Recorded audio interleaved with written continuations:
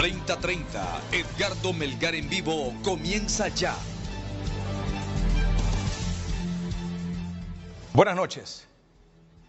A inicios de los 90, Carlos Riedel me dio la oportunidad inesperada para mí, además del gran privilegio de acompañarlo en la conducción del noticiero Hoy Mismo, que junto a Adolfo Yo Fernández fundaron el 6 de junio de 1979, hace 42 años, bajo el liderazgo, visión y determinación de don Manuel Villeda Toledo. Durante muchos años, Carlos fue la imagen insigne de este noticiero, del noticiero Hoy Mismo.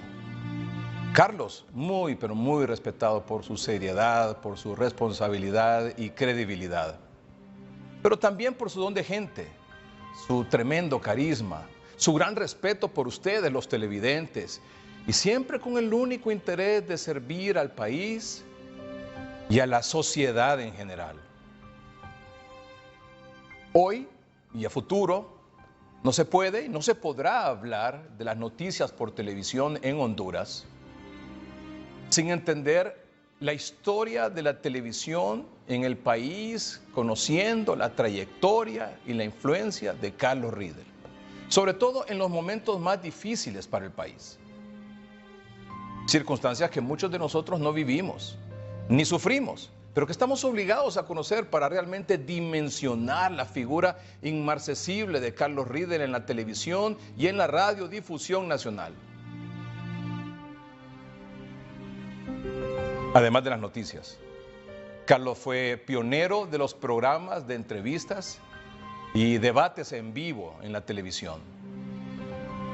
Siempre en los albores de los 90 me permitió acompañarlo en la moderación del programa que entonces se llamó Temas y Noticias, que se transmitía diariamente a las 9 de la noche por este canal. Fue el primer foro realmente de entrevistas y debates en vivo en la televisión nacional. Amable, educado, servicial, humilde, prudente, leal, amigo y gran profesional. Por supuesto que ante todo agradezco a Dios por los extraordinarios momentos que me permitió vivir junto a Carlos, las imborrables experiencias compartidas y que por supuesto atesoro y voy a atesorar por siempre, para siempre en mi mente y en mi corazón. Riedel, como saben todos los que tuvieron la oportunidad de tratarlo, de conocerlo, también fue un gran, pero gran luchador. Toda su vida, hasta su misma muerte incluso. Libró infinitas batallas, pero nunca se rindió. Fue siempre un vencedor. Y por supuesto que así lo vamos a recordar. A Riedel, el querido maestro, el mentor y el amigo.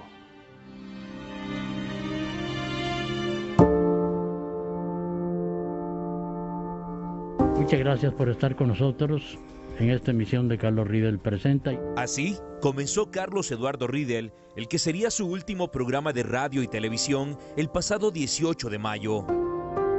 Permítame un momento, permítame. Horas después de ese programa, se confirmó que el reconocido periodista había dado positivo por COVID-19. Él ingresó exactamente hace 4 semanas, exactamente en mayo. Estuvo ingresado por 3 semanas con COVID-19. Se le dio de alta, pero ya él iba ya con unas secuelas a causa de la COVID-19. Iba de alta para su casa, luego retornó esta semana y hoy tenemos esta lamentable noticia que falleció a las 1:40 de la mañana. Aunque Carlos Riedel nació en Costa Rica en 1939, comenzó a vivir en Honduras desde los 6 años, cuando su padre, de origen alemán, y su madre costarricense cambiaron de residencia.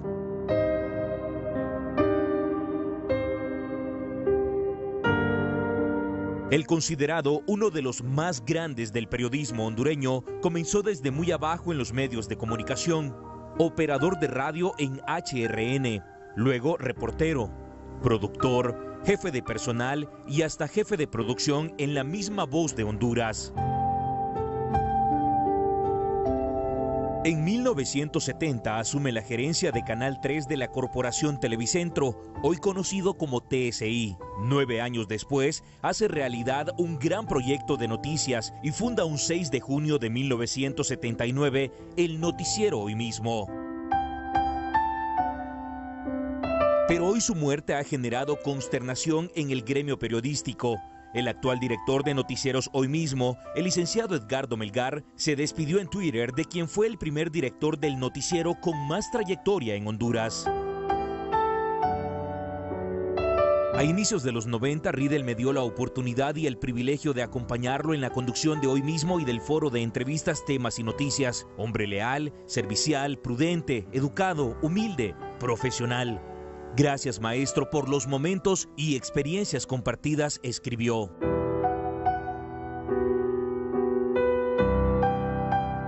La presidencia de Televicentro y Emisoras Unidas también lamentó el fallecimiento de quien aportó mucho para la corporación y para el país con su periodismo de altura. Lamentando mucho el sensible fallecimiento de don Carlos Riedel, un extraordinario miembro de la familia Televicentro y Emisoras Unidas que se nos adelantó en el camino. Que descanse en paz. Nuestras muestras de pesar a toda su familia, escribió el licenciado Rafael Villeda, presidente de la corporación. Lo conozco desde niña, una persona que pues cambió la historia de las comunicaciones junto a un equipo increíble como el que era Manuel Villeda y José Rafael Ferrari. Hablaba con él todos los días o nos escribíamos para los temas del programa de él y siempre un hombre que buscó la verdad y haciendo un periodismo, sobre todo en estos últimos tiempos, transparente. Era un hombre muy valiente. Estoy segura que hay muchas cosas que contar, que podríamos hacer un libro de todo lo que ha dejado para que las futuras generaciones puedan conocerlo. Siempre me decía Ana María Villeda, Dios está con usted. Y así lo recordaré siempre en mi corazón. Decía que él nunca se iba a retirar de su periodismo, que para él era lo mejor, lo que él había soñado. Él se montaba en otro mundo, era su fantasía, era su querer, su seguir, porque él sabía que Dios le había dado ese don. Unos lo recuerdan de la forma en que estamos recordando a Carlos Eduardo, es cuando entonces comienza a construir su legado para la historia. Y eso es algo que nos va a marcar, que nos ha marcado a lo largo de toda esta jornada, que sí es de tristeza, que sí es de luto, pero sí también es de reivindicación del buen ser humano. Cuando se es buena persona, eso realmente hace trascender a la persona a niveles en los que, bueno, se convierte la tristeza y el dolor en alegría. Los espero mañana junto con Giuseppe Santana a partir de las 4 de la tarde. Dios les ama.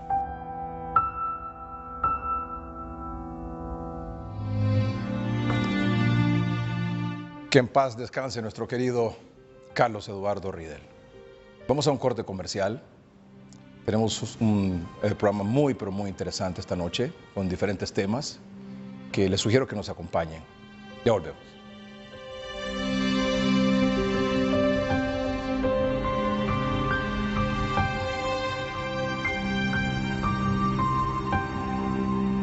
Estás viendo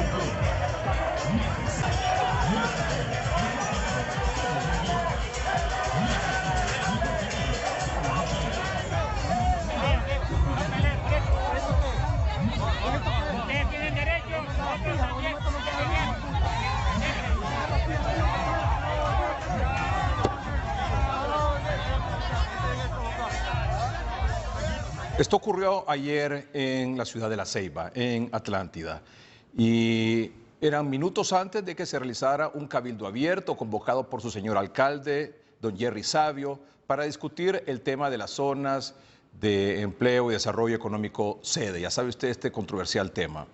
Hemos invitado hoy al alcalde de La Ceiba, don Jerry Sabio. Señor alcalde, buenas noches. Muy buenas noches, licenciado Edgardo Melgar, en su cabina y todos los que le acompañan. lamentamos profundamente la pérdida del periodista Riedel y de nuestro querido amigo y alcalde, el ingeniero Bejarano, que han dejado este mundo también para convertirse en ángeles allá en el cielo. Así es, señor alcalde. Muchas gracias. Señor alcalde, ¿qué pasó ayer? Bueno, licenciados, nosotros hicimos una sesión de corporación municipal donde se había solicitado la realización de un cabildo abierto, lo cual la corporación y mi persona sentimos positivamente para poder generar el ambiente propicio para que pudiera hacerse consulta a la población en general sobre lo que se quería en cuanto al respecto a la sede que se piensa instalar aquí en el sector de Boca Vieja, Satuyé o lo que es San Isidro, que le ponen esos diferentes nombres. Entonces, el día de ayer, a las 8:30 de la mañana, se hizo la convocatoria. Hubo una dificultad en cuanto al punto donde se iba a hacer inicialmente el cabildo, que uno iba a hacer en el estadio, pero no se nos concedió el prestar el engramado por el daño que podía tener este engramado, y pues obviamente entendemos esa parte. Nosotros como municipalidad no somos dueños del estadio y decidimos adecuar un espacio en la plaza central para nuestra población, nuestra gente que iba a llegar a hacer lo que era esta expresión de civismo y cultura en la ciudad de La Ceiba, donde esperamos a la hora puntual, 8:30, vimos que ya había llegado cierto grupo de población y se me pidió por parte de unos pobladores que parase este evento, pero había que hacer un acto donde se pudiera dar la oportunidad de expresión. En ese momento ingresó una cantidad impresionante de personas y también había otra cantidad ya en el área prevista para este evento, y empezó un confrontamiento. Y obviamente nosotros como autoridades no nos estábamos dispuestos a exponernos o arriesgar nuestras vidas en ese momento, porque se puso álgido la situación y hubo empujones, golpes y pues sillas, se tiraban sillas y se insultaba a la población, y obviamente no iba a ser una situación de cultura ni de civismo que se iba a ver ahí demostrado, y pues se decidió cancelar ese cabildo en ese momento debido a lo que era la revuelta que existía y las posibilidades de una agresión a cualquiera de las personas que estaban ahí, porque los ánimos estaban caldeados, licenciado. Señor alcalde, ¿usted puede identificar los grupos de personas que llegaron ahí, si pertenecen a algún sector político en particular o algún sector social en particular, o son personas que llegaron ahí de manera espontánea, de manera voluntaria? Se llegó un grupo de manera espontánea que era los de Mozo, que tuve posibilidad de identificar, que también tenían cierto grado de agresividad en ese momento, y pues posteriormente llegaron, me comentaban alguien del grupo de Libre, llegó algunos del grupo del partido de gobierno también, y estaban algunos de Salvador también, según lo que me refería. Entonces, esto pues ocasionó un enfrentamiento campal ahí en la plaza central, y esto dio pie a que se suspendiera o se cancelase el cabildo, haciéndolo con lo que corresponde con la secretaria, que dio fe de que no podía darse este evento y las condiciones no eran adecuadas. ¿Se reprogramó el cabildo o todavía no? ¿Tiene fecha? Aún no tiene fecha, licenciado, puesto que se espera enviar esta documentación para poder ver la respuesta que se va a tener de lo que es el Congreso también, y de Gobernación, porque lamentablemente no sé por qué a la Municipalidad de La Ceiba le achacan la situación de este cabildo, de este problema de las sedes, cuando en el Congreso Nacional de la República ha sido donde se ha generado esta problemática. Y pues nosotros entendemos siempre de que tenemos que velar por el interés del pueblo y hacer que se cumplan las leyes. Y en este sentido nosotros nos involucramos en la Asociación de Alcaldes de Honduras, que tiene una postura bien clara en contra de lo que son las sedes, y igual desde la MON se tiene lo que es una solicitud hacia el Congreso Nacional de la República, donde nosotros estaremos trabajando conjuntamente para poder dar una mejor imagen y mejor alternativa que esta que se está dando en estos momentos, que lacera la soberanía y la autonomía de nuestro pueblo. Señor alcalde de La Ceiba, don Jerry Sabio, ¿cuál es su posición sobre el tema de la sede? Como le expresaba, estoy en contra de esto debido a que inicialmente tenía una postura de que se podía generar fuentes de empleo y de trabajo, pero que posteriormente hicieron unos cambios en este decreto, adjudicándole lo que era el problema de lo que es el daño a la soberanía y también la autonomía municipal que se traspasa, ¿verdad? Y esto, pues nosotros, el pueblo del soberano, es el que nos ha dado el mandato y tenemos que definir conjunto con ellos qué es lo que se quiere hacer en nuestra ciudad. Y pues en ese sentido apoyamos al pueblo y por eso nosotros estábamos apoyando que se hiciera este cabildo abierto para que pudiera el soberano manifestarse, pero lamentablemente existió este inconveniente, el cual nosotros ya no podemos hacer control de ello. Señor alcalde, allí en La Ceiba o en los alrededores, en Atlántida, ¿se da cuenta usted si ya hay alguna zona destinada o alguna parte del territorio destinada donde esté funcionando, donde esté operando o donde ya se esté comenzando a instalar una de estas denominadas zonas especiales de desarrollo económico? Realmente nosotros no hemos recibido ninguna solicitud de construcción, ni de compra de terreno, ni hemos firmado ningún documento para poder adjudicar los ejidos como se está mencionando para este tipo de construcciones. Sí entendemos de que hay un terreno que ya supuestamente ya se ha comprado para que pueda operar y empezar a construir esta infraestructura, pero no tenemos ningún permiso que se haya generado por parte de la municipalidad, no tenemos ninguna plática que se haya llegado hacia la corporación sobre el tema de la sede, sino que más bien nosotros solicitamos al Congreso Nacional de la República en su momento que nos girase una documentación específicamente qué era lo que se había decretado para el pueblo y lo que es el territorio de la ciudad de La Ceiba, el municipio. Usted me dice que no han solicitado ningún permiso, ni no hay ningún trámite que se esté haciendo a nivel de corporación en La Ceiba para algún trámite que tenga que estar vinculado, relacionado con alguna sede. En caso que se le presentara alguna solicitud, algún permiso, ¿usted lo daría, señor alcalde? Realmente ahorita no tenemos ninguna condición por cual darla. Tendremos que seguir luchando, tendremos que seguir viendo que se respete la autonomía municipal. Eso es lo que a nosotros nos compete. Seguimos viendo lo que es la soberanía también y pues obviamente que las leyes que están vigentes en nuestro país no se laceren. Y esto fue hecho desde el Congreso Nacional de la República, que eso queremos que siempre quede bien claro, que la corporación municipal, la cual lidero, que es en la ciudad de La Ceiba, y que también nos están señalando como que nosotros hemos hecho alguna convenio o un decreto, no hemos participado en esto. El Congreso Nacional de la República fue claro quien hizo el decreto, nosotros no hemos firmado ningún documento, no pretendemos firmar ningún documento en este momento hasta que se regularice y se dejen las leyes establecidas en nuestro país según la Carta Magna. ¿Su principal preocupación cuál es, señor alcalde?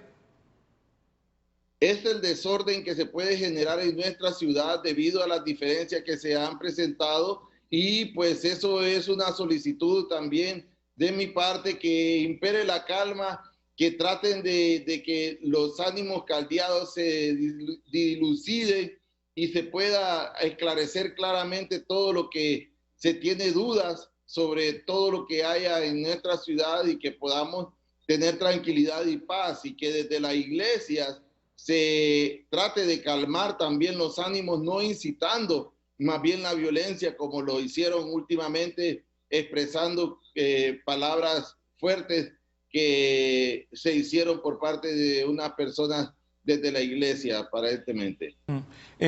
Esa gente que participó o que llegó ahí, usted me dice del Libre, del Partido Salvador Honduras y del Partido Nacional, que lastimosamente se dio la situación que se dio, que a todos conocemos. ¿Es gente de La Ceiba? ¿Es población que reside en La Ceiba o que llegaron fuera de La Ceiba? Licenciado, esto pues lamentablemente nosotros no podíamos hacer un control definitivamente de la población que estaba llegando hacia esta ciudad. Obviamente es una ciudad de paso, no sabíamos en ciencia cierta decirles si eran locales o pues foráneos que podían estar circulando en la ciudad, y que obviamente sí se manifestó mucha población en ese sentido. Nosotros habíamos también expresado que queríamos una población aproximadamente de 500 personas, que no estamos en condiciones aptas también como médicos, se los digo, para este tipo de aglomeramientos, y lamento mucho el ejemplo que se dio este día, que no fue un buen ejemplo para la ciudadanía. Sí. Mientras usted esté al frente de la alcaldía, ¿habrá o no habrá permiso para instalación de una sede en La Ceiba? Mientras estemos en la alcaldía, defenderemos lo que es la autonomía municipal. Las leyes que nosotros nos dio la autoridad para poder controlar eso, tenemos que cuidar y guardarlo. Y pues obviamente también respetaremos nuestra Constitución de la República en lo que respecta a la soberanía que también se tiene por nuestra ciudad de La Ceiba y municipio también. Señor alcalde, muchas gracias por aceptar esta conversación. Muchas gracias, licenciado. Dios los bendiga, y siempre Dios bendiga a las familias dolientes, ¿verdad?, en este día. Gracias, muy amable. Es el señor alcalde de La Ceiba, el doctor Jerry Sabio. Vamos a una pausa comercial en el programa. En un momento continuamos, no se lo pierda.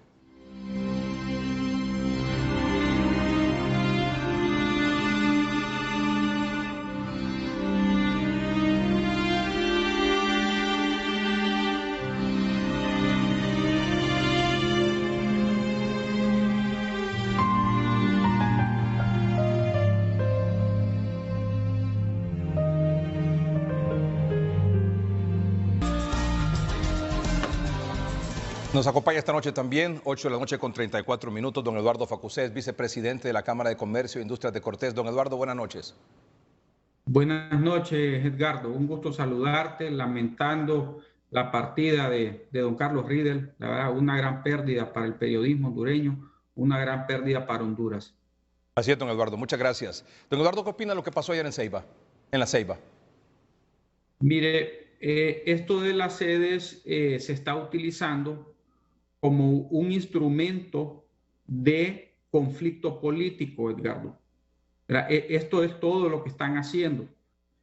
Nosotros lamentamos, ¿verdad?, cómo se está trastocando la ley, ¿verdad?, trastocando la Constitución para crear una confrontación política, porque esto no es de empleos. El partido de gobierno argumenta que es para crear empleos. Han estado en el poder 12 años, Edgardo, y ha sido un total fracaso los programas que ha tenido el gobierno para la generación de empleos. Estuvieron con el programa aquel Honduras 2020, ¿verdad?, que prometían 600,000 empleos. No se logró nada. También después hablaban de aquella Con Chamba Vivís Mejor y otros más que no han surtido el efecto.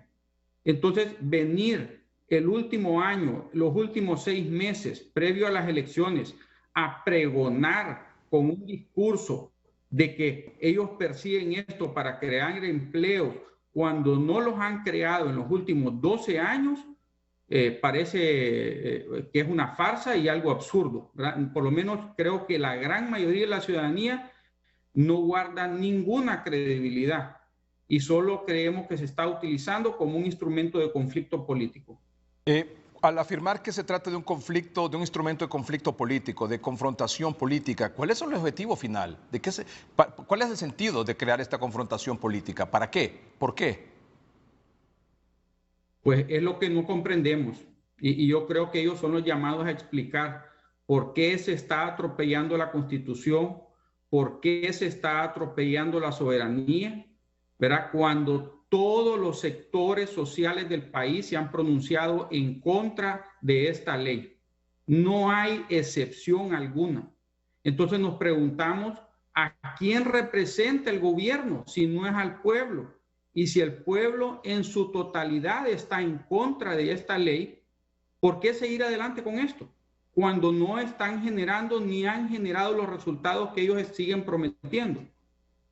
¿Y le llama la atención el hecho que en estos últimos 6 meses estamos a la carrera con este asunto? Claro, o sea, volvemos a lo mismo. ¿Por qué no han hecho nada en 12 años y si vienen a prometer cosas los últimos 6 meses? O sea, que lo hubieran hecho, ¿verdad? En todo este transcurso de tiempo que estuvieron en el gobierno, pues otra cosa fuera. Pero realmente no guardan ninguna credibilidad y están engañando a la gente, ¿verdad? Están haciéndole creer que van a traer empleos cuando ha sido una labor en la cual han fracasado. Y no solo en este, Edgardo, ¿verdad? El gobierno en su totalidad, ¿verdad? En toda su gestión, creo que Honduras no ha tenido una gestión más negativa gubernamentalmente hablando que la gestión de esta administración. ¿Verdad? Ha habido un retroceso en todos los aspectos. Y aquí yo quiero hablar con números porque nosotros los empresarios nos gusta hablar con números, ¿verdad? Dejémonos de romanticismo, ¿verdad? El tema aquí, miren, nosotros en la Cámara de Comercio e Industrias de Cortés manejamos lo que llamamos los 3 pilares del desarrollo, ¿verdad? El primero es el respeto al Estado de Derecho, el segundo es la política tributaria competitiva y el tercero es la tramitología, ¿verdad? Se tiene en el gobierno y la competitividad. En el primer pilar, ¿verdad? Hablando del Estado de Derecho, 3 instituciones internacionales, ¿verdad? Nos califican en forma muy negativa. La primera es World Justice Project, ¿verdad? Hemos retrocedido 26 puntos desde que este gobierno entró, ¿verdad? Y que estamos ahorita. En lo que es transparencia internacional en el tema corrupción, hemos retrocedido también 26 puntos. Ya estábamos en el puesto 90, estamos hoy en el 117. También en la cuenta del milenio, ¿verdad? Tenemos una calificación de 18% en el control de la corrupción, 11 años seguidos aplazados. En el pilar 2, ¿verdad? La Organización de Desarrollo Económico, la calificación que nos da en base a lo que es tributo sobre el PIB, somos los más altos en la región. Eso quiere decir que somos los que más impuestos estamos pagando con relación al tamaño de la economía. Para hacerle una relación, nuestro país paga el 23%, ¿verdad?, del PIB en tributo al gobierno. Para hacer comparación, Guatemala paga el 12%, el 12.8%, casi la mitad de los tributos, ¿verdad? Y en lo que es tramitología, pues ahí también los calificadores internacionales, en este caso el Banco Mundial con su indicador Doing Business, hemos tenido un retroceso de 29 puntos, ¿verdad? Tenemos una situación en la parte de energía eléctrica que hay calamidad en la infraestructura física y también calamidad en la estructura financiera de la empresa, ¿verdad? Tenemos puertos y carreteras con costos operativos y de logística bien altos y ahora se suma el riesgo de desastres naturales. Entonces, todo esto, o sea, no se trata solo de las sedes, no es con una ley que vamos a crear empleos. Hay que crear una base, ¿verdad?, de credibilidad en el país. Los inversionistas no se van a venir por una ley, ¿verdad?, más con una ley cuestionada. Entonces, realmente estamos convencidos que esto es un instrumento político para confrontar. Usted hablaba de transparencia y hablaba también de puertos hace unos minutos. Esta semana, don Pedro Barquero, en su cuenta de redes sociales, decía lo siguiente, en relación a un proceso de licitación que lleva a cabo aduana. Y el CNA, Honduras, es decir, el Consejo Nacional Anticorrupción, ¿es veedor de este proceso?, se preguntaba don Pedro Barquero. No queremos más corrupción en las licitaciones. En relación a que el día lunes 21 de junio, es decir, mañana, se realizará la recepción y apertura de ofertas para la licitación pública para la adquisición de equipo, ejecución y administración del Sistema Integral de Inspección Aduanal no intrusivo para la aduana de Puerto Cortés. ¿Qué tiene que decir sobre eso, don Eduardo? Mire, muy acertado el comentario de nuestro presidente Pedro Barquero, ¿verdad? Que hizo falta la invitación, digamos, a una institución como el CNA cuando iniciaba el proceso. Al CNA lo invitaron ya adentro del proceso, ya cuando las cosas estaban encaminadas. Esto no es correcto, ¿verdad? Pero más allá de esta licitación en particular, lo que tenemos que reconocer es que no hay credibilidad en este gobierno. Se ha caracterizado por tener corrupción en todos los ámbitos, en todos los aspectos que han llevado, ¿verdad? Y esto de la pandemia ha desnudado de una manera vergonzosa, ¿verdad? La manera como se manejan los dineros. Realmente es lamentable, ¿verdad? Al punto que hemos llegado, ¿verdad? Y la falta de credibilidad. Yo creo que aunque se hagan las cosas bien, ya nadie les cree. Ese es el problema. Se ha perdido la credibilidad, Edgardo. Entonces, el gobierno realmente está en una encrucijada. Don Eduardo, ¿le ve algún futuro a la sede? Yo no le veo ningún futuro, no. Es una ley que no goza ni de legalidad, ni del apoyo de la población. Entonces, venir a atropellar el país de esa manera realmente es negativo. Mira, Edgardo, una de las cosas que atrae la inversión es el respeto a la ley. Y aquí, lastimosamente, esta gestión gubernamental se ha dedicado a atropellar constantemente la ley, ¿verdad? Tenemos que empezar a respetar la ley, a respetar nuestra Constitución. Las cosas no se pueden hacer así de romplón y a la fuerza. No es la manera, ¿verdad? Mira, nos pasó con el Código Procesal Penal, nos está pasando con esto de las sedes, nos pasó con la reelección presidencial. O sea, hay tantas instancias y ejemplos de donde se atropella la ley de tal manera, de una manera que ya no tienen ni vergüenza. Entonces, el inversionista mira esto y dice, ¿y a dónde me estoy metiendo? Si ahí la ley no vale nada. La atropellan cuando quiera y hacen lo que quieren. Entonces, no da confianza. Y es por eso que la inversión ha caído estrepitosamente. Mira, la inversión en el 2014 era de 1.400 millones de dólares, aquí que venía a Honduras. El 2019 ya habíamos bajado solamente a 495, o sea, a una tercera parte. ¿Por qué? Porque el inversionista no va a venir a meter dinero donde su dinero no es seguro. Y en base a eso, pues no hemos podido generar la cantidad de empleos que necesita. La población económicamente activa, te voy a poner un ejemplo, solo 4% gana más de 2 salarios mínimos.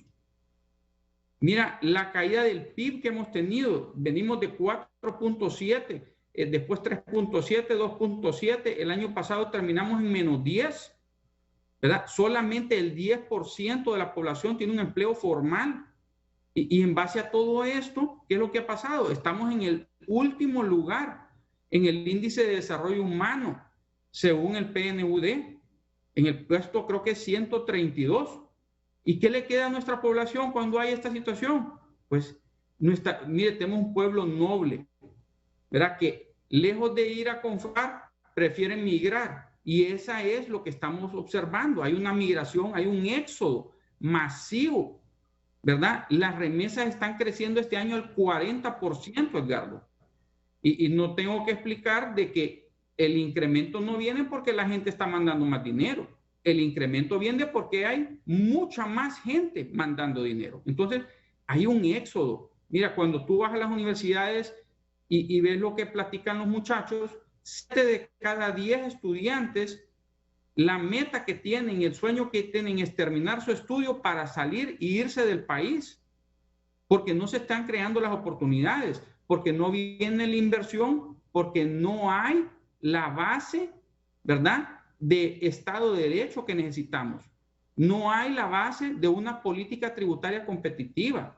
donde el tamaño del gobierno sea más semejante al tamaño de la economía. Aquí seguimos viendo el tamaño del gobierno, ¿verdad? Cuando la economía más bien se encoge.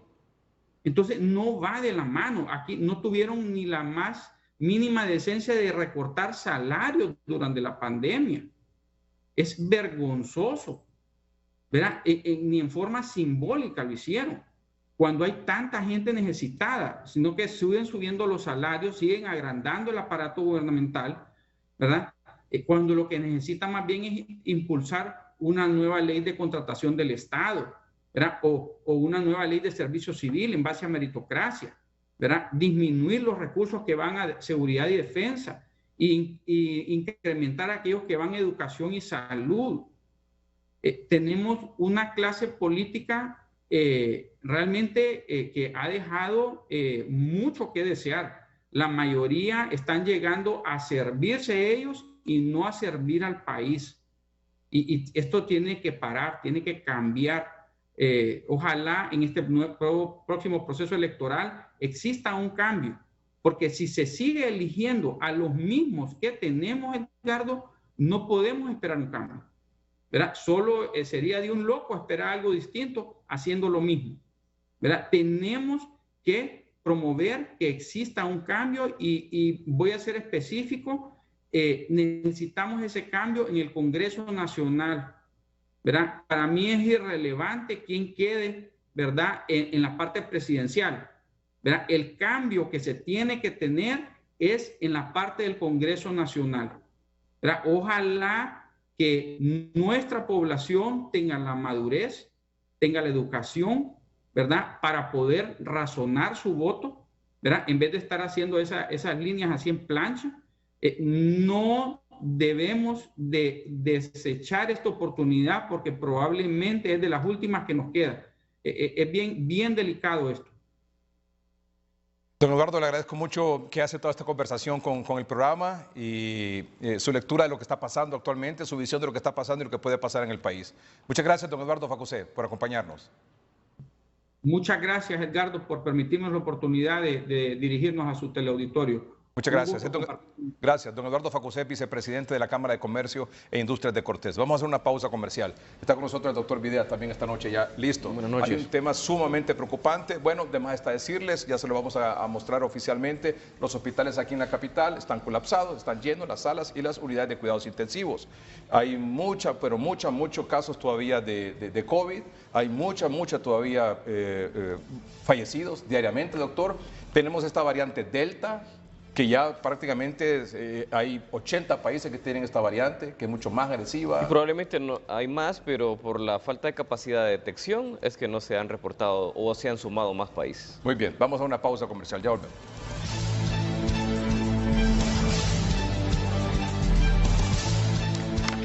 Bueno, veamos cómo está el estado de los hospitales hoy. Yo quisiera su atención, por favor, todos.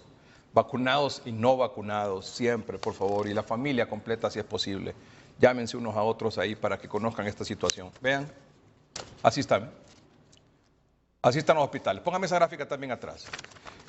Mire usted cómo está el Instituto Cardiopulmonar, el tórax, con un 97%. Y acabo de hacer una llamada hace unos minutos y me dice que está llena, que no hay cupo. 100. Está al 100%, porque ese reporte es de hoy a mediodía.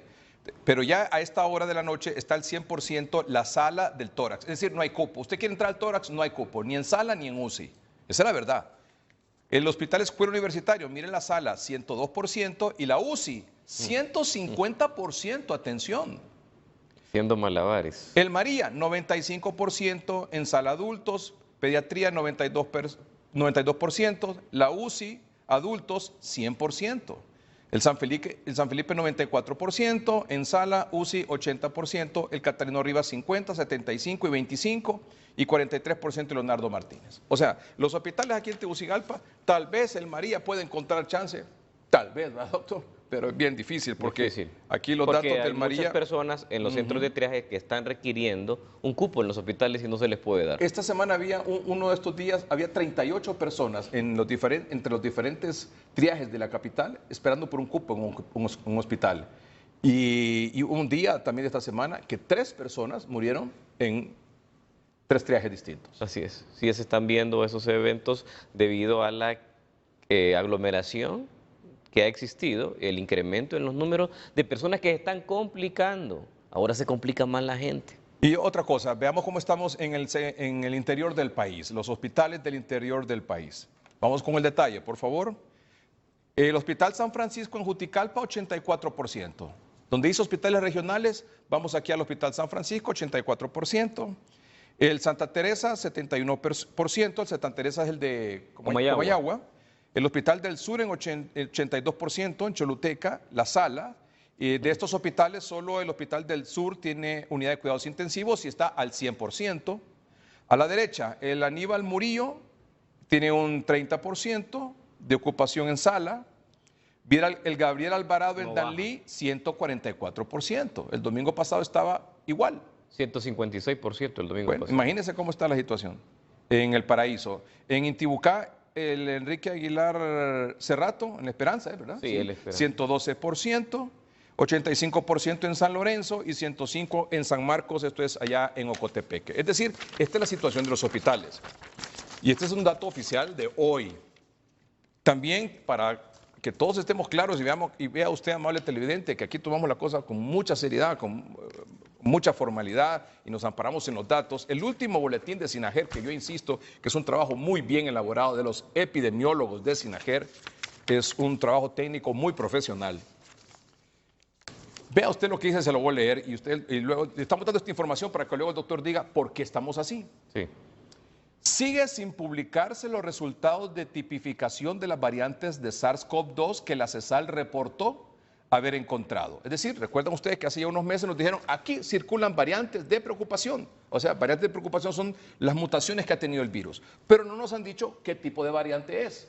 Pero la que está predominando en al menos 80 países que están con este problema del fuerte el COVID, a pesar de los avances en los procesos de vacunación, la variante predominante es la de India, que ahora se denomina variante Delta. Póngame pantalla completa, por favor, eso. Aquí no nos han dicho todavía cuál es el tipo de variante que hay. Bueno, lo que así se reporta, dice este documento, esta información, es que ha cambiado la agresividad y progresión de la afección.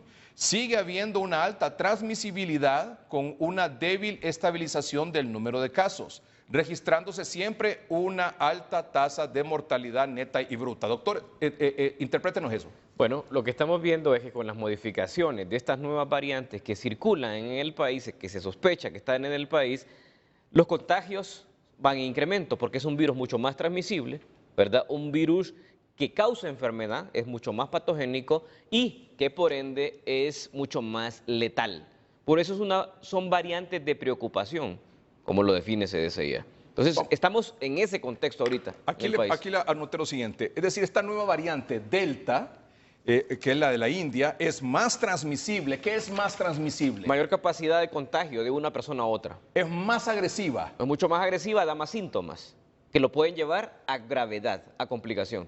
En este caso, cuando hay más síntomas, significa que una persona que esté contagie con esta variante Delta no va a ser asintomática. No, los asintomáticos se han reducido significativamente con estas variantes.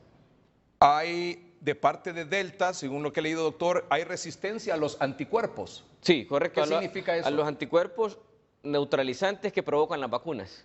Y es lo que hemos visto en el país. Sí hemos visto casos. Y nos sorprendía hace una semana cuando comentábamos que personas con anticuerpos por vacuna, contagiados con COVID-19 y no solamente contagiados con neumonías. Eso es la nueva variante. La nueva variante. Afecta a los jóvenes también. Mucho a los jóvenes. Y hay, como usted decía, más riesgo de hospitalización y de fallecer. Y de fallecer. Ahora, evidentemente corren más riesgo las personas de sufrir esta situación que no están vacunadas, que es la gran mayoría de los hondureños. Es la gran mayoría y que no tienen el esquema de vacunación completo. Es decir, corre más riesgo toda la población que no está vacunada. Es decir, hoy en Honduras, todos los hondureños que no están vacunados, todos los hondureños que son, póngale que la población objetivo es de 6.7 millones de hondureños, no tenemos o sea, tenemos un promedio de, ¿qué le puedo decir? 500,000 personas con una dosis. Y unas 60,000 con 2 dosis. Sí, más o menos, más o menos. sí. Póngale bien. Unas 500.000 personas con una dosis y unas 60.000 personas con la dosis completa, es decir, con el esquema completo, las dos dosis. Eso significa que todo el resto de los hondureños y esas 500.000 personas que solo tienen una dosis corren el riesgo de esto. Corren el riesgo. De contagiarse, de enfermarse, de necesitar un hospital y de fallecer. Y de fallecer. ¿Por qué? Los que están más protegidos son los que tienen el esquema completo. Las dos dosis, que son 60.000 personas en Honduras. 60.000 personas, que como usted bien lo menciona, están mucho más protegidos o más protegidos que estos grupos, pero que no están protegidos al 100%. Porque hay que hablar en este momento en relación a las vacunas con la variante Delta. ¿Cuánto protege de enfermar la variante Delta en relación a la vacuna? Por ejemplo, AstraZeneca. Los estudios establecen que tiene una protección de un 60%. Y que la vacuna de Pfizer, tan mencionada porque iniciará la vacunación, espero yo en las próximas horas, tiene una protección de un 33% con la primera dosis y un 88% con la segunda dosis. Vea entonces la necesidad de que esta población tenga el esquema de vacunación completo. 33 con una dosis, 88 con dos dosis, Pfizer y AstraZeneca con las dos dosis y habiendo pasado 15 días de la aplicación de la segunda dosis, el 60%. Estaba leyendo también este artículo que comparto con ustedes, amables televidentes. Póngame aquí en la pantalla, por favor, este documento, que es sumamente trascendental en función de hacia dónde queremos orientar esta plática también luego de estos datos. Esto es un informe de la Agencia Internacional de Noticias EFE. Se origina en Madrid. Fecha de hoy, 20/6/2021. Avanzar cuanto antes en la vacunación con todas las dosis requeridas, sobre todo entre los grupos más vulnerables, servirá para hacer frente a la variante Delta del coronavirus, que parece ser más transmisible que la original, según apuntan especialistas españoles consultados por EFE. Entre ellos, este microbiólogo de la Universidad de Navarra, que es asesor de la Organización Mundial de la Salud, que destaca la importancia de completar la segunda dosis en las vacunas de fabricantes que así lo requieren por una mejor protección. Los datos que llegan de la salud pública de Reino Unido apuntan que esta variante tiene cierto escape a los anticuerpos neutralizantes a nivel experimental y menor eficacia con una sola dosis de vacuna. Recalca con la palabra una, es decir, hay más riesgo, como bien lo decía el doctor hace unos minutos, hay más riesgo que una persona sufra todos estos efectos de contagiarse con Delta si solo tiene una dosis. Sí, correcto. Ahora, si llegó a Honduras esta donación de Pfizer, de COVAX, de COVAX, de vacuna Pfizer, de dosis Pfizer de la COVAX, bien, llegó. Llegó también de AstraZeneca del Seguro Social. Sí. Anunciaron también el canciller, el canciller donó México, que de México viene también un poco más de 100.000 dosis donadas. Sí. Entonces la pregunta es, ¿qué hacer? ¿Seguir extendiendo la vacunación a personas que no están vacunadas y que tengan al menos una dosis? ¿O apurarnos y vacunar con las dos dosis a quienes solo tienen una? Hay que vacunar a la población prioritaria y hablemos de esto. El 60%. No, pero vacunar con una o con las dos dosis. Completar el esquema de vacunación. Entonces, lo que hay que hacer en este momento es seguir ampliando la cobertura de vacunación, aunque solo sea una dosis, o apurarnos a completar la segunda dosis, es decir, el esquema completo con la población de riesgo. La segunda dosis se debe de completar a la menor brevedad posible establecidos en los esquemas de vacunación. ¿Y qué significa eso? Que a esta vacuna de Pfizer, hay que ponerla en el término de los 21 días y no ponerla a 103.500, sino que dividirlo y ponerle, o sea, si tenemos 51.250. Exactamente, si tenemos 100.000 vacunas Pfizer, por favor, solo vamos a aplicar 50.000. Y a los 21 días, las otras 50.000 a esas mismas personas. Sí. ¿Y a quién hay que aplicársela? A esa es la segunda pregunta. ¿A quién hay que aplicársela? Hay que aplicársela a todos los mayores de 60 años. ¿Y por qué decimos eso? No por estadísticas internacionales, sino que por las nacionales.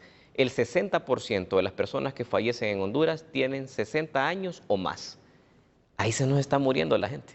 Ahí está claro. Ahí están las estadísticas que presentamos todos los jueves aquí en el noticiero. 60%, o sea, 6 de 10 personas que fallecen en Honduras, 6 de 10 tienen 60 años o más. A esos hay que proteger, sin descuidar al resto de la población. Ahí incluyen los que van a iniciar la vacunación el día de mañana, de 51 a 60 años.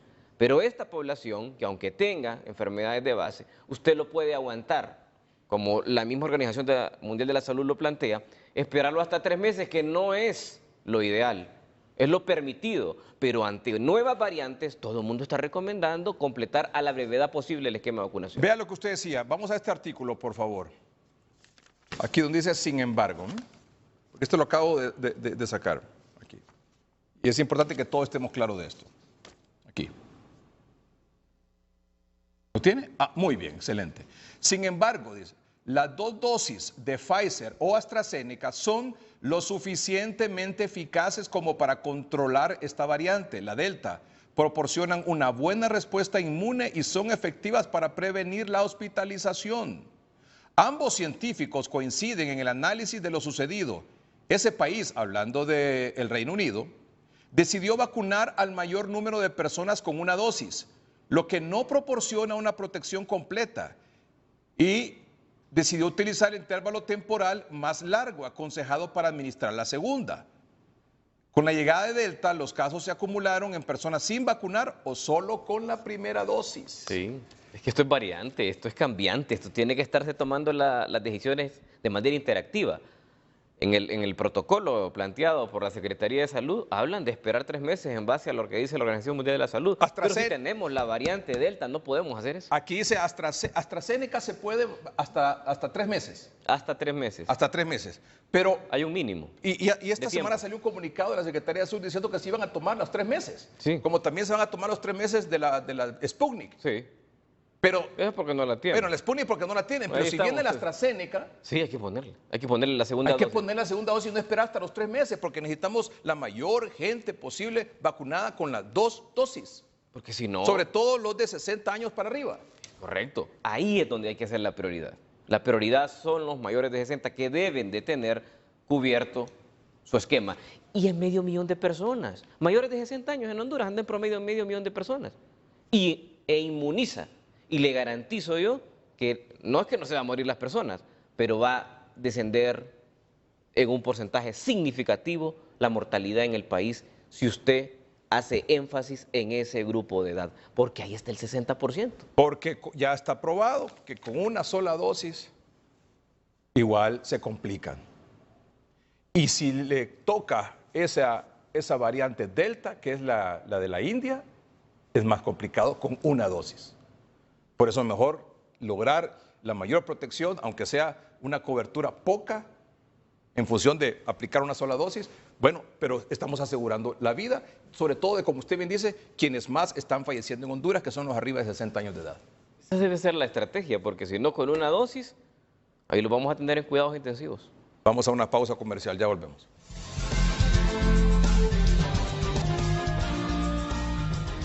Creo que está claro el mensaje esta noche aquí y la sugerencia, como siempre, respetuosa al gobierno. Apúrense, por favor, con la Pfizer. Si les vinieron esa donación de Pfizer vía COVAX, no las apliquen todas. Si son 106,000, no las apliquen a 106,000. Apliquen la mitad nada más y a los 21 días vuelvan a aplicar la segunda dosis para asegurar a esa persona y no dejar en riesgo a 106,000. Aseguremos 53,000. Es como lógico, número uno. Número dos, sobre todo antes de todas estas variantes. El otro asunto, usted dijo, bueno, apliquemos las 2 dosis lo más rápido posible, incluyendo la AstraZeneca, cuando venga AstraZeneca. Sí. Y la Sputnik, cuando venga la Sputnik, no esperemos los 3 meses, sino que cuando venga hay que aplicarla. Pero lo otro, decía usted, 60 años en adelante porque son los que más están falleciendo en Honduras. Así es, el 60%. Pero también debería considerarse, aparte de los 60, la edad, comorbilidad o 60 años parejo. Y segundo, ¿se debe considerar zona del país? Sí, totalmente. Por ejemplo, el Distrito Central, en este momento, en los últimos 4 días, como en casi todo el año, ha ocupado el primer lugar en relación a los casos. Ejemplo, el 50% de los casos en este momento son del Distrito Central de toda la pandemia. En los últimos 4 días se registran 3.197 casos. Eso es lo que tenemos a esta hora con el reporte que recientemente acaban de publicar SINAGER. Entonces, el 50% está en el Distrito Central. El Distrito Central tiene todas las condiciones para seguir siendo la capital del COVID. ¿Por qué? Tiene una relación de densidad poblacional mucho más alta en comparación a cualquier ciudad. Por ejemplo, aquí somos 6.000 habitantes por kilómetro cuadrado. Eso es lo que quieren las variantes. Las aglomeraciones, las concentraciones de personas, y eso lo vuelve más transmisible. Entonces, ahí en estos centros o en estas regiones hay que enfocarnos en la vacunación, porque son los focos. Tenemos el 50% de los casos en el Distrito Central. Si nosotros empezáramos a vacunar de manera masiva, estaríamos controlando el sitio o el epicentro de la pandemia. Usted dice, arriba de 60 años, sobre todo aquí en Francisco Morazán, donde Sí. más... Distrito Central principalmente. Distrito Central. Y las colonias que se tienen sectorizadas ya, que son los que más presentan casos. ¿Y con 60 años con enfermedades de base o no? 60 años. Parejo. Parejo. Muy bien. Y la otra pregunta, ¿esta variante Delta tiene los mismos, le presentan los mismos síntomas normales que todos conocemos del virus o no? No. Se pueden presentar, pero hay otros síntomas importantes, como es el dolor abdominal. El dolor abdominal es uno de los síntomas principales. Número 2, la diarrea, que ya lo veníamos viendo con las otras variantes, y la pérdida de la audición. Recuerde Pero que... un momentito, estábamos con el tema del olfato y del gusto. Ahora la audición. La pérdida de la audición, mucho ojo, si usted de un momento a otro comienza a escuchar menos, mucho ojo que puede estar ahí la variante. Doctor, y finalmente, solo quería hacer un comparativo. Mire, este es el boletín de hoy, el 20 de junio, en el Hospital Gabriel Alvarado. Este es el del 20 de junio y este es el del 13 de junio, del domingo pasado. Pónganme los dos aquí en pantalla, por favor. Este es el del 13 de junio y este es el del 20 de junio. Pónganme aquí, la parte de abajo donde está el Hospital Gabriel Alvarado. Abajo, exactamente, ahí. Muy bien. El Gabriel Alvarado, ¿cuánto tenía el domingo pasado? ¿100 cuánto? 136, el Gabriel Alvarado, sí. 136. Y ahora tiene 144. 136 el domingo pasado, 144 horas. Este es el boletín, a la misma hora. Probablemente puede ser que cambie un poquito, pero este es el de hoy, 144. Cuando aquí el domingo pasado pusimos el grito al aire o pegamos el grito al aire de lo que estaba pasando en El Paraíso, en el departamento del Paraíso, sobre todo en el Hospital Gabriel Alvarado, en Danlí, hubo una reunión de emergencia con las autoridades, llegó las autoridades de salud, llegó la autoridad de Copeco, que no sé qué, que no sé cuánto, que vamos a intervenir el departamento, vamos a intervenir Danlí. Y aquí tengo el comunicado, doctor, yo del 13 de junio, y ¿sabe qué dijeron, doctor? ¿Sabe qué dijeron que van a hacer? A tomar un tiempo. No, espéreme, ¿sabe qué dijeron que van a hacer? Mire, vamos a tomar las siguientes decisiones. Póngame aquí, por favor. Es que molesta realmente, molesta, porque son cosas que se han dicho 1000 veces. Póngame, mire, reorganización de servicios, vamos. Reorganización de servicios y contratación de recursos humanos adicionales para el fortalecimiento de la atención médica, es decir, contratar más personal.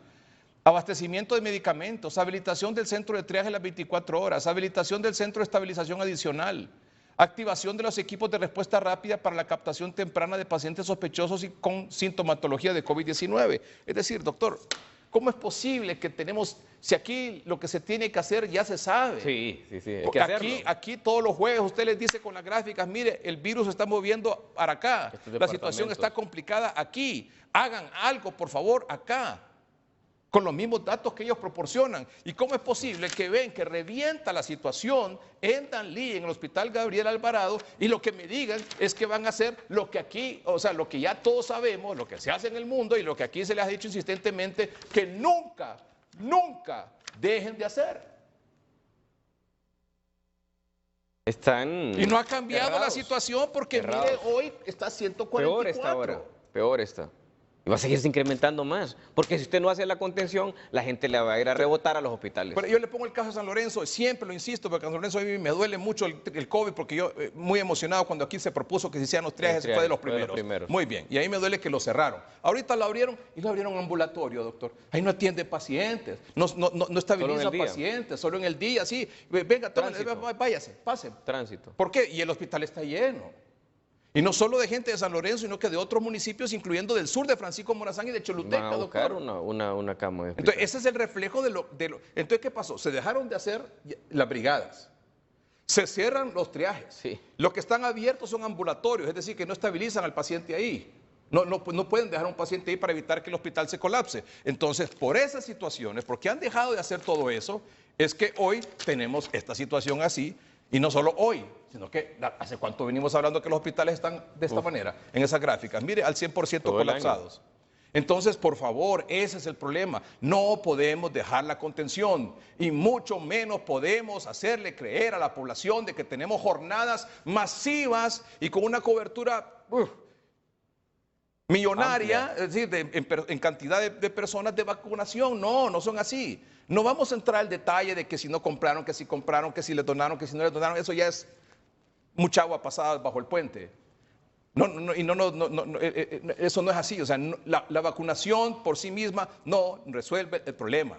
El problema se resuelve con que usted se cuide, evite la aglomeración, evite el acercamiento, mantenga la distancia social, use la doble mascarilla y se lave frecuentemente o use el gel en las manos, y que las autoridades hagan su trabajo, pero de manera integral, con medidas integrales, porque solo con la vacunación esto seguirá siendo un fracaso. Ejemplo es lo que dijeron que iban a hacer la semana pasada en Dalí, y el resultado del hospital sigue siendo lo mismo. Sigue incrementándose, y lo peor es que estos errores se pagan con vidas. Ese es el problema.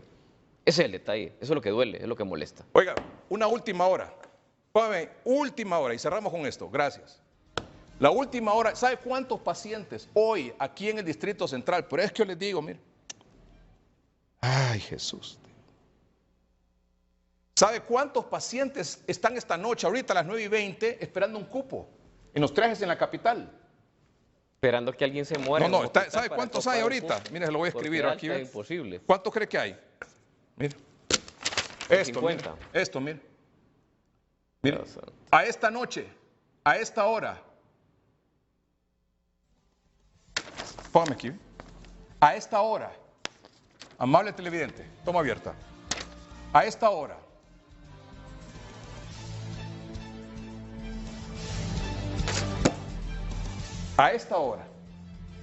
Terrible. A esta hora hay 47, no es que no se nota aquí, este muchacho está dormido. Toma abierta, aquí. A esta hora hay 47. A esta hora hay 47 pacientes en los triajes esperando por un cupo. En el Hospital María, en el San Felipe, en el Hospital Escuela, en el Seguro Social o en el Tórax. Y no hay ni en sala ni en unidad de cuidados intensivos. Esta es la realidad hoy. Cuídese, por favor. Y señores del gobierno, la vacunación, como es lenta y de poca cobertura, no resuelve el problema. Apliquen las vacunas, las 2 dosis lo más pronto posible. Ya se les ha explicado aquí la razón de por qué tiene que ser así. Y no dejen las medidas integrales para atender esta situación, porque si no seguirán los muertos. Así de sencillo. Doctor, muchas gracias. Es un gusto. Mensaje, por favor. Nuestro aliado es el pueblo, tiene que cuidarse, como usted bien lo ha dicho. Aquí no hay nadie que va a pensar en usted. Cuando usted se enferme, va a ver si encuentra cupo en un triaje y lastimosamente pondrá en riesgo su vida. Esto, lastimosamente, tenemos que decirlo, apenas inicia. Mientras tanto, lo que tenemos que hacer es evitar todas las variantes, y todas las variantes se evitan con la doble mascarilla. 92.5% usted puede aislar la posibilidad de que el virus entre por su nariz o boca. Buenas noches y que estén bien. Buenas noches.